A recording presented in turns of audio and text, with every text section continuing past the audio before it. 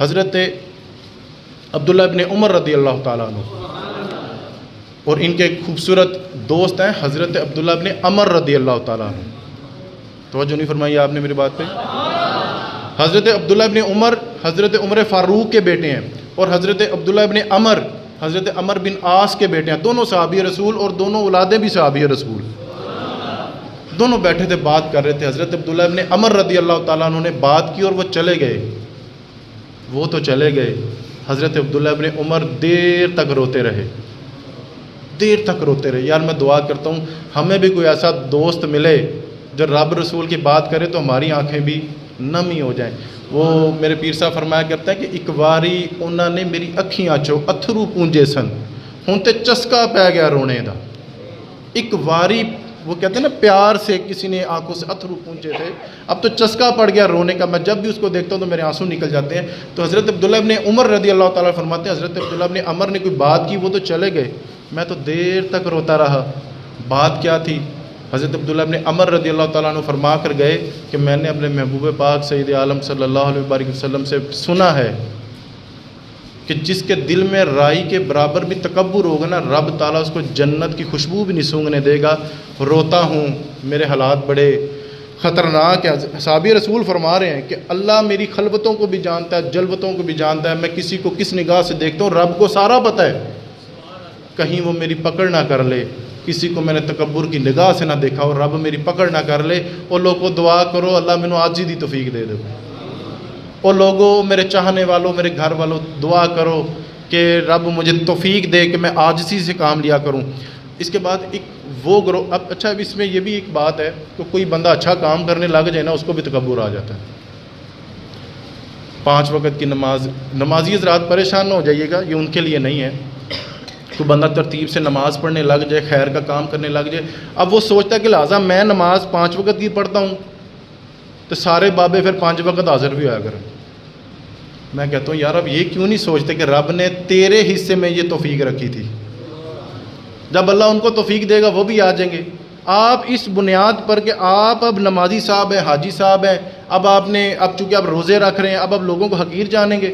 حضرت سیدنا علی المرتضیٰ شیر خدا آپ فرماتے ہیں کہ اس نیکوکار سے وہ گناہگار ہی اچھا. حضور کون سا نیکوکار، کون سا گناہگار؟ اس نیکوکار سے جس نے نیکی کی اب وہ تکبر کر رہا ہے کہ لہٰذا میں نمازی ہوں تو باقی سارے جہنمی ہو گئے، اللہ نے ان کو توفیق نہیں دی. اس سے تو وہ گناہگار ہی اچھا جو گناہ کر کے اپنے گناہ پر پچھتا تو رہا ہے نا، جس کے دل میں تکبر نہیں آیا. اس نیکوکار سے اس گناہگار ہی اچھا جس نے گناہ کیا اور پھر وہ سوچ رہا ہے اور پھر وہ اس ملال میں ہے کہ یا اللہ پاک یہ مجھ سے کیا ہوگا، وہ شرمندہ تو ہو رہا ہے نا اپنے. اور اسی طرح سے آپ دیکھیے حضرت شیخ سعدی شرازی رحمۃ اللہ تعالیٰ علیہ ایک صوفی بزرگ ہوئے ہیں. آپ اپنے بچپن کا واقعہ سناتے ہیں کہ مجھے اللہ نے توفیق دے دی، میں 5 وقت کی نماز بھی پڑھتا تھا، تلاوت قرآن کا بھی معمول تھا، تو اللہ نے مجھے توفیق دی میں تہجد کی نماز بھی پڑھنے لگا. اللہ ہمیں بھی توفیق دے. تو ایک دن میں اپنے ابا جی کے ساتھ تہجد کی نماز پڑھنے نا مسجد میں آیا. تو اس زمانے میں، پرانے زمانے میں یہ حالات ہوتے تھے کہ جو مسافر لوگ ہوتے تھے یا جو گھروں میں زیادہ وقت نہیں گزارتے تھے تو وہ مسجدوں میں آ کے سو جایا کرتے تھے، اللہ کے گھر میں ہی آ کے سو جایا کرتے تھے. تو وہ جب آئے نا تو انہوں نے تہجد کی نماز پڑھی، ابھی بچپنا تھا تو ابا جی بھی ساتھ بیٹھے تھے. تو انہوں نے سلام پھیرا تو ابا جی سے پتہ کہنے لگے، ابا جی کنے بے وقوف نے، میں تہجد دی نماز پہ پڑھنا، یہ سارے ستے نے، یہ سارے سوئے ہوئے ہیں، اللہ نے مجھے دیکھو کتنی توفیق دی، تکبر کیا. ان کے ابا جی بھی اللہ کے نیک ولی تھے، کہنے لگے پتر یہ جو تو نے تہجد پڑھی نا اس سے اچھا یہ تھا کہ تو سویا ہی رہتا، اس سے بہتر تھا کہ تو سویا ہی رہتا، تو لوگوں کے گرے باندھ تو نہ پھاڑتا، لوگوں کا راز تو نہ کھولتا، لوگوں کو حقیر تو نہ جانتا. جی مجھے اللہ نے توفیق دے دی تو یہ سارے سوئے ہوئے ہیں، تو اس سے اچھا یہ تھا کہ تو تہجد نہ پڑھ، تو سویا ہی رہتا. تو یہ ہمارے بزرگوں کا مزاج تھا کہ اللہ نے اگر آپ کو کوئی امتیاز دے دیا ہے، اگر آپ کو کوئی توفیق دے دیا خیر کے کام میں، اللہ نے اگر آپ کو کوئی نمازی حاجی صاحب بنا دیا تو اس میں بھی عاجزی والا معاملہ ہونا چاہیے، عاجزی والا.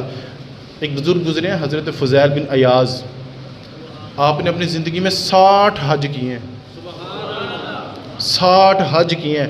آپ کا غالباً کوئی 22واں حج تھا، تو کسی نے پوچھا حضرت آپ کا کیا خیال ہے کہ اس سال جو حج لوگوں نے کیا اللہ قبول کرے گا؟ آپ کی آنکھوں میں آنسو آ گئے اور آپ کہنے لگے یار دیکھو کتنے خوبصورت اور کتنے نیک لوگ ہیں، اللہ ضرور حج قبول کرے گا۔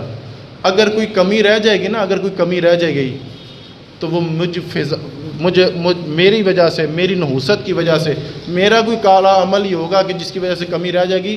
اپنے آپ کو اس مقام پر لے آئے، عاجزی پر لے آئے۔ یہ مقام تھا ہمارے بزرگوں کا، یہ تصور تھا ان کا، یہ عقیدہ تھا کہ سارے لوگ ہی چنگے نے، ایک میں ہی ہاں جس کی نحوست کی وجہ سے ہو سکتا ہے اللہ حج قبول نہ کرے، لیکن لوگوں کا حج قبول ضرور ہوگا۔ میں